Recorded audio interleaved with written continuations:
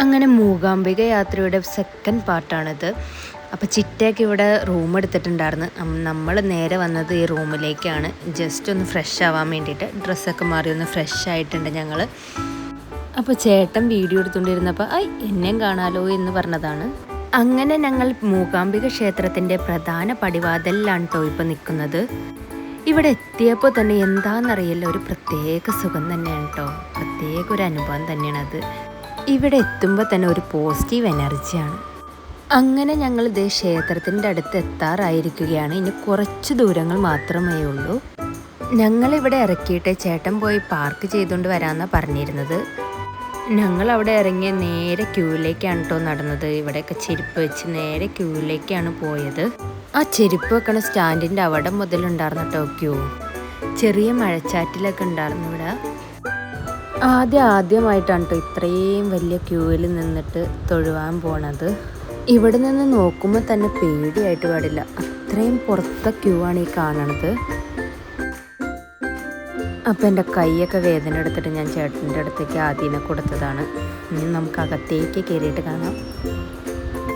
ഇതകത്തേക്ക് കയറിയിട്ടുള്ളൊരു രംഗമാണ്. കണ്ടില്ലേ, ഇവിടെ നിന്ന് നോക്കിക്കഴിഞ്ഞാൽ നല്ല തിരക്കാണ്. ആദ്യകൂട്ടൻ ആദ്യമായിട്ടാണ് ഇത്ര ക്ഷമയോടുകൂടി ഇരിക്കണത്.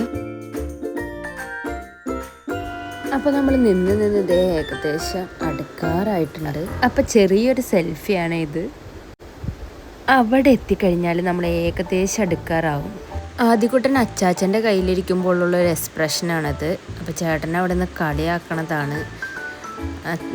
ആദ്യക്ക് അച്ചാച്ചന് ഇത്തിരി പേടിയാണ്. അപ്പോൾ അതിൻ്റെ എക്സ്പ്രഷനാണ് ആ കാണിച്ചുകൊണ്ടിരിക്കുന്നത്. അതിൻ്റെ ഭാഗമായിട്ട് അച്ഛൻ മോനെ തോണ്ടി കളിയാക്കുന്ന രംഗമാണ് ഈ കണ്ടുകൊണ്ടിരിക്കുന്നത്. അങ്ങനെ ഞങ്ങൾ ക്യൂവിൽ നിന്ന് ഞങ്ങൾ ഏകദേശം അടുത്തെത്താറായിട്ടുണ്ട്. ഇപ്പം അമ്പലത്തിൻ്റെ തൊട്ടപ്പുറത്തുള്ളൊരു ക്യൂവിലാണ് കേട്ടോ നമ്മൾ നിൽക്കണത്. ഇവിടെ തന്നെ 100 രൂപയുടെ ക്യൂ ഉണ്ടായിരുന്നു. അത് ഞങ്ങൾ കണ്ടില്ലായിരുന്നു, അല്ലെങ്കിൽ നമ്മൾ ഫസ്റ്റ് അതിൽ കയറിയാനെ.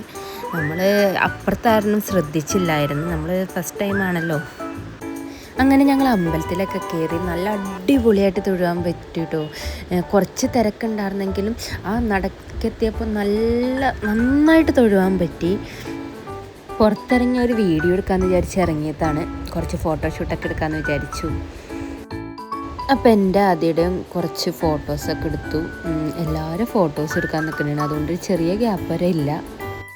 അപ്പം ഇനിയുള്ള വീഡിയോ പാർട്ട് 3 കാണാം.